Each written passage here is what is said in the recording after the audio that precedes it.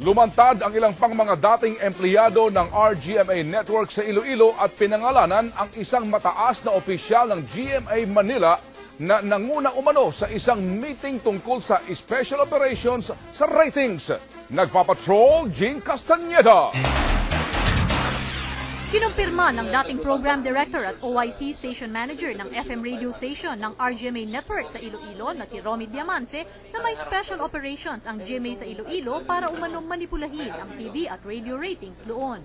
Sinundan namin, lahat ng halos ang lugar sa buong Iloilo, ginalugad nila na humingi sila ng permiso na kung pwede magkabit ng, electronic device for monitoring purposes. Paliwanag ni Romy, hinihiram ng GMA TV6 Iloilo ang special operations personnel niya kapag walang nakaschedule na survey sa radyo. July 2005 hanggang July 2006, nagtrabaho sa campus radio ng RGMA si Romy. Nag-resign si Romy at nasa call center na ngayon. Kinumpirma ni Francis Kasumpang na dati ring program director ng campus radio ang sinabi ni Romy. Mula 2001 hanggang 2003, nagtrabaho sa RGMA si Francis. Umalis siya para maging DJ sa FM radio station sa Iloilo ng ABS-CBN.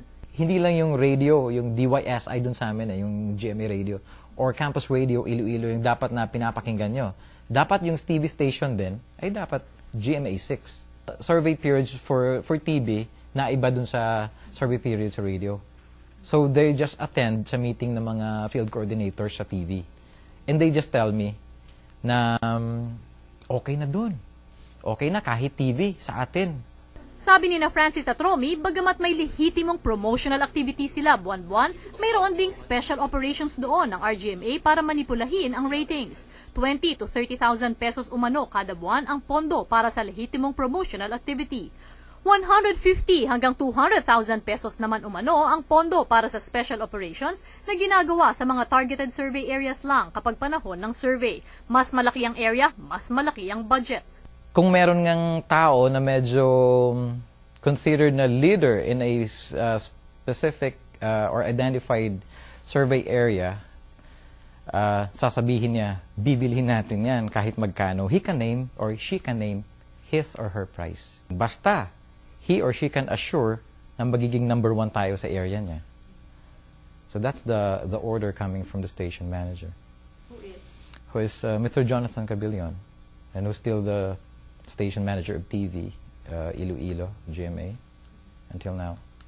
Si Jonathan Cabillon na binanggit ni Francis ay siya ring itinuro ng testigo ng ABS-CBN sa korte na nag-recruit sa kanya para manipulahin ang TV ratings sa Bacolod. Kinumpirma ito noon ni Fred Alejaga, ang retiradong station manager naman ng AM radio ng RGMA sa Bacolod. Sa mga dokumentong ipinakita ni Fred ukol sa management conference ng RGMA station managers, kasama sa PowerPoint presentation nila ang lehitimong on-air operations at ang hiwalay na covert o special operations para tiyaking mag-number 1 ang RGMA. Yung kanilang trabaho is field manipulation. Pagdating ng survey, yun ang trabaho nila. How to convert the radio set na mag-tune in sa kanilang istasyonan. Ayon sa mga dating empleyado ng RGMA, may basbas ng GMA Manila ang kanilang special operations. Kami na nagpaiwan, yung those involved sa special operations. Sino nag-meeting sa inyo? Mike Enriquez, Susan Alinio. Anong sabi nila? May field coordinators kayo, tapos binibigyan din natin ng compensation, yung ating mga assets sa barangay. So there's no reason na hindi tayo magtatap o mag-number 1 sa radio survey. Pag nahuli yung special ops, sasabihin lang talaga na, deny. This is a legitimate promotional activity. So kami namimigay lang ng gift for our loyal listeners or viewers. Si Mike Enriquez. Dapat walang trace, dapat malinis.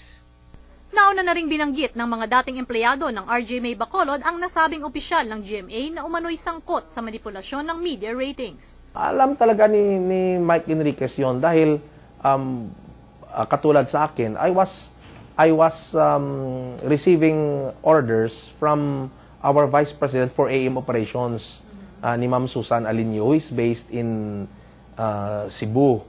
So si Ma'am Susan naman ang nag-report kay Sir Mike. Sa ngayon, wala na raw kumpiyansa ang mga dating taga-RGMA sa ratings. Mas mabuti pa raw na magsagawa na lang ng sariling in-house survey ang advertisers sa halip na umasa sa survey ng research agencies na umano'y nadadaya naman. Jing Castañeda, Patrol ng Pilipino. Sa isang pahayag po naman ni RGMA President Mike Enriquez na ipinadala sa ABS-CBN, iginit niyang hindi kailanman nagsagawa ng special operations ang GMA para manipulahin ang radio at television ratings. Marin din niyang itinanggi na nanguna siya sa anumang pulong kasama si Kasumpang tungkol dito. Imposible po raw itong mangyari dahil wala pang ginagawang NYU TAM ratings para sa telebisyon sa Iloilo noong nagtatrabaho pa sina Diamance at Kasumpang para sa RGMA Iloilo.